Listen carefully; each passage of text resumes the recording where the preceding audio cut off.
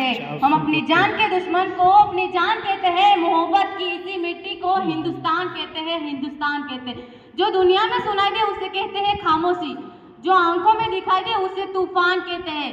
जो ये दीवार का सुराग है साहब, जो ये दीवार का सुराग है, चाइना, अमेरिका, पाकिस्तान साजिशों का हिस्सा है, मगर हम इसे अपने घर का रोशनदान कहते हैं, अपने घर का रोशनदान कहते हैं। परम सम्मान्य शिक्षकगण, सभा में उपस्थित सभी गणमान्य अतिथि एवं मेरे दोस्तों, आप सभी को मेरा प्रणाम। मैं देश प्रेम और राष्ट्र निर्माण के उपलक्ष्य पर अपने कुछ विचार आपके साथ साझा करना चाहूंगी। आजादी, आजादी का असली मतलब वही समझ सकता है जिसने कभी गुलामी की हो। हम सौभाग्यशाली है कि हमने स्वतंत्र भारत में जन्म लिया। यूं तो आजादी के लिए 1857 में ही जल चुकी थी, जो वर्षाल बनकर 1947 में हमारे देश को आजाद कराई।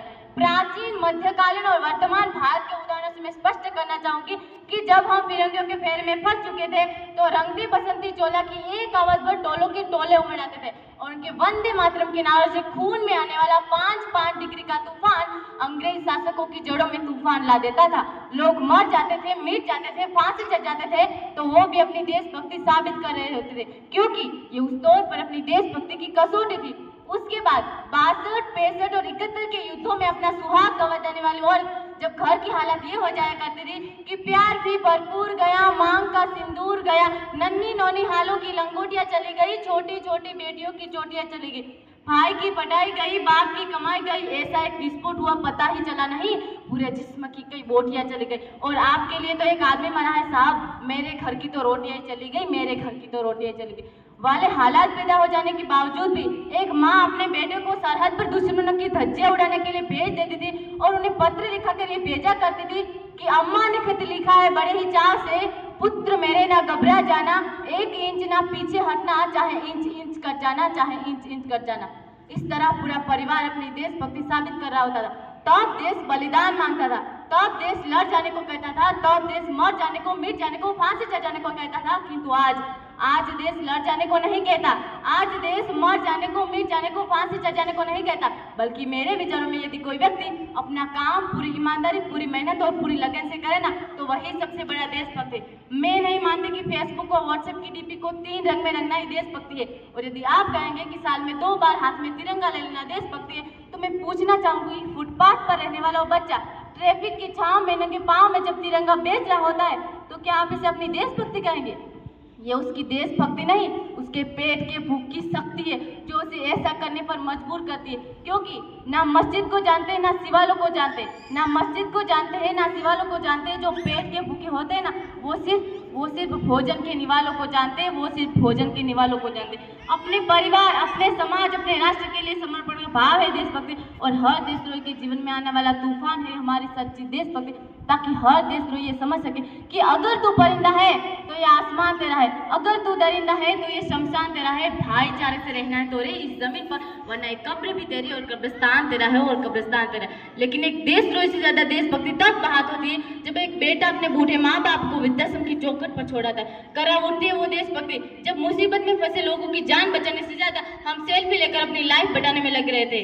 आज के इस दौर पर वो युवा जिसके ऊपर जिम्मेदारियां थी अपने परिवार, अपने समाज, अपनी राष्ट्र की आशाओं को बांधे रखने की, वही युवा 4 भाई 4 इंच की छोटी सी स्क्रीन पर अपनी कोमल अंगुलियों के घर्षण मात्र से अपने भावनाओं की मौजी पे जाए। 4 बोतल वोट का काम मेरा रोज का ने भारत का भविष्य तबाह कर रखा है। हम ना एक ऐसे समाज में जीते हैं जहाँ पत्थर की मूर्त को लगते हैं 56 भोग और भूखे नंगे तड़पते सो जाते हैं लोग, भूखे नंगे तड़पते सो जाते हैं लोग। मजदूर को मजदूर समझे, मजबूर नहीं, गरीब को काम दीजिए, दान नहीं। और अगर दान देने की इच्छुक है तो जीते जी रक्तदान दीजिए और मरने के बाद अंगदान देकर किसी मरते हुए को जीवन दान दीजिए। यही सच्ची देशभक्ति और यही सच्चा राष्ट्र प्रेम है। ना सरकार मेरी है, ना रब मेरा है, ना सरकार मेरी है, ना रब मेरा है, ना बड़ा सा नाम मेरा है। बस इतनी सी बात का गुरूर है मुझे, मैं भारत की हूँ और भारत मेरा है और भारत मेरा। किंतु एक वैचारिक बीमारी हमारे समाज में नजर आती है।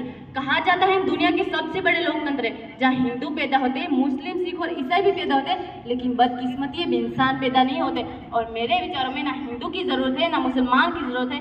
राष्ट्र निर्माण के लिए केवल अच्छे इंसान की जरूरत है, केवल अच्छे इंसान की जरूरत है। जरा सोच कर देखिए, ये पेड़ पौधे और शाखाएं भी परेशान हो जाए अगर परिंदे भी हिंदू और मुसलमान हो जाए। एक शैक्षणिक बीमारी भी हमारे समाज में मुझे नजर आती है। और बड़े आश्चर्य की बात है, इस देश में एक और बड़ी बड़ी शिक्षण संस्थाएं, वही दूसरी ओर इस देश के गरीबों को बेरोजगारी की जमात में खड़ा करने के लिए उनके हाथ में सर्व शिक्षा अभियान का झुंझुना पकड़ दिया जाता है। और मैं बता दूं, इस शैक्षणिक बीमारी का केवल एक कारण वो ये कि हमारे देश की शिक्षा नीति केवल दो तरह के लोगों के लिए बनती है, पहले वो जो विद्वान है और दूसरे वो जो धनवान है।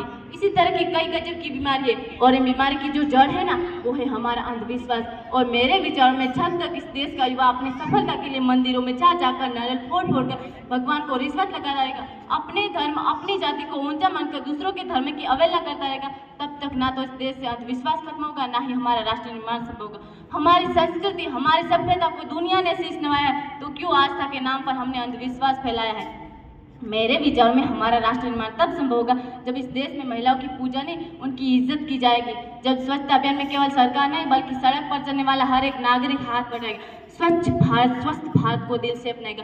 असल मायने में हमारा राष्ट्र निर्माण तब संभव होगा जब एक गरीब बच्चा मध्याह्न भोजन के लिए नहीं बल्कि ज्ञानार्जन के लिए सरकारी स्कूल की चौखट पर कदम रखेगा। और हमारा राष्ट्र निर्माण तब तक संभव नहीं होगा जब तक एक नागरिक नैतिक रूप से सटीक, चारित्रिक रूप से भ्रष्ट, मानसिक रूप से निवालक, धार्मिक रूप से अंधा, राजनीतिक रूप से गंदा, स्वैच्छिक मानव मूल्यों के आंकड़ों में छिन्न छिन्न पेपन्नमय अखंड भारत को खंड खंड करता रहेगा, तब तक हमारा राष्ट्र निर्माण संभव नहीं होगा।